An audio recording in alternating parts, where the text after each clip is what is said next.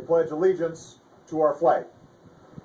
They are Americans in their heart, in their minds, in every single way but one, on paper.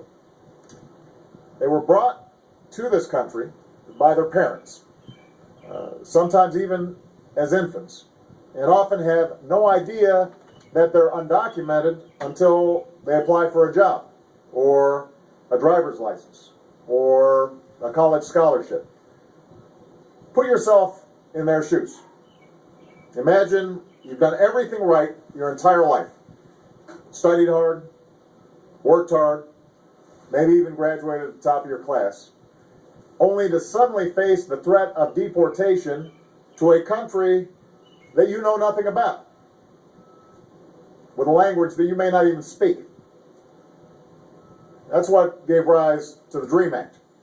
It says that if your parents brought you here as a child, you've been here for 5 years, and you're willing to go to college or serve in our military, you can one day earn your citizenship. And I've said time and time and time again to Congress that send me the DREAM Act, put it on my desk, and I will sign it right away.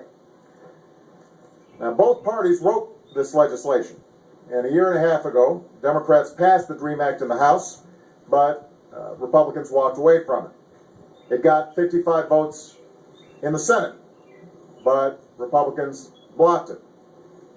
The bill hasn't really changed. The need hasn't changed. It's still the right thing to do. The only thing that has changed, apparently, was the politics. Now, as I said in my speech on the economy yesterday, it makes no sense to expel talented young people who, for all intents and purposes, are Americans. They've been raised as Americans, understand themselves to be part of this country.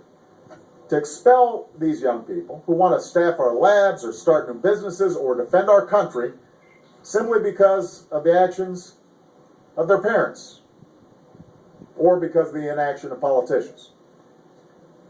In the absence of any immigration action from Congress to fix our broken immigration system, what we've tried to do is focus our immigration enforcement resources in the right places. So we prioritized border security, putting more boots on the southern border than at any time in our history. Today there are fewer illegal crossings than at any time in the past 40 years.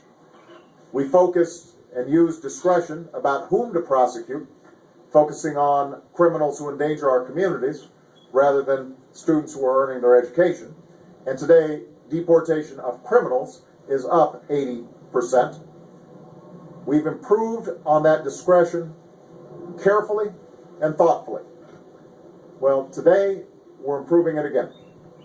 Effective immediately, the Department of Homeland Security is taking steps to lift the shadow of deportation from these young people.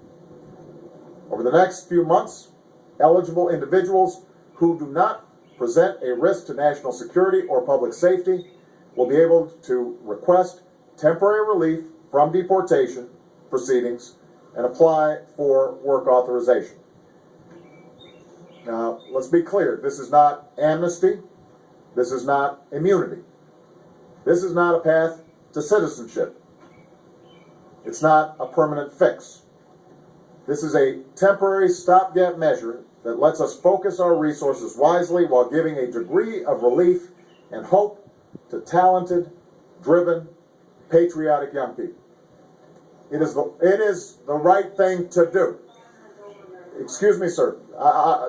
It's not time for questions, sir. Not while I'm speaking. Precisely because this is temporary, Congress needs to act. There's still time for Congress to pass the DREAM Act this year because these kids deserve to plan their lives in more than 2-year increments. And we still need to pass comprehensive immigration reform that addresses our 21st century economic and security needs. Reform that gives our farmers and ranchers certainty about the workers that they'll have. Reform that gives our science and technology sectors certainty that the young people who come here to earn their PhDs won't be forced to leave and start new businesses in other countries. Reform that continues to improve our border security and lives up to our heritage as a nation of laws and a nation of immigrants. Just 6 years ago, the unlikely trio of John McCain, Ted Kennedy, and President Bush came together to champion this kind of reform. And I was proud to join 23 Republicans in voting for it. So there's no reason that we can't come together and get this done. And as long as I'm president, I will not give up on this issue, not only because it's the right thing to do for our economy, and CEOs agree with me, not just because it's the right thing to do for our security, but because it's the right thing to do, period. And I believe that eventually enough Republicans in Congress will come around to that view as well. I believe that it's the right thing to do because I've been with groups of young people who work so hard and speak with so much heart about what's best in America, even though I knew some of them must have lived under the fear of deportation.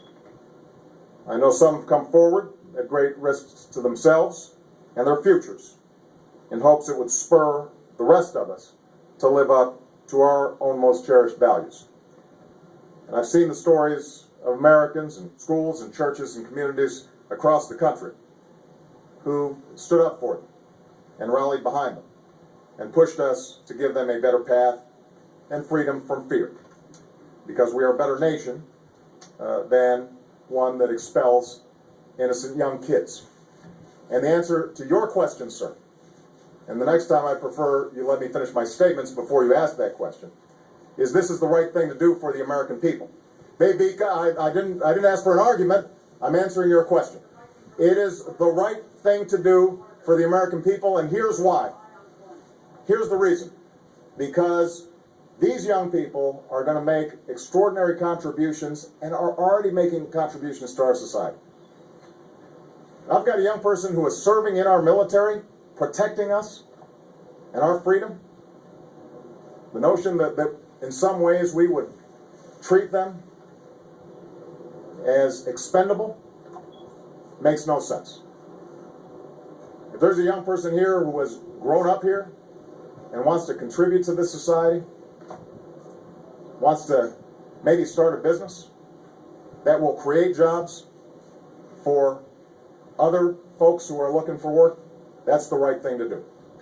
Giving certainty to our farmers and our ranchers.